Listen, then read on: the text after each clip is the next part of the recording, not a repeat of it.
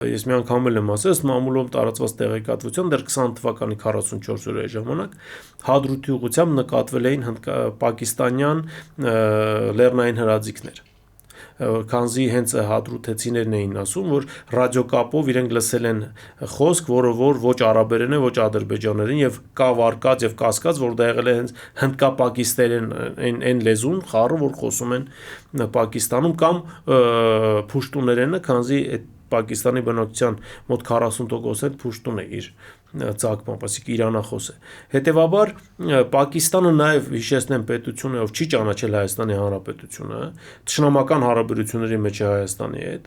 եւ այս պարագայում նրա թուլացումը բնականաբար նաև օգուտ մեզ է։ Նրա թուլացմամբ թուլանալու է Ադրբեջանի զենք մատակարարող պետություններից մեկը, ինչը չի կարող մեզ չգոհացնել։ Իհարկե իդեալական կլիներ, եթե դրան զուգահեռ սկսեր թուլանալ նաև Իսրայելը, դրա իր հերթն է գալու։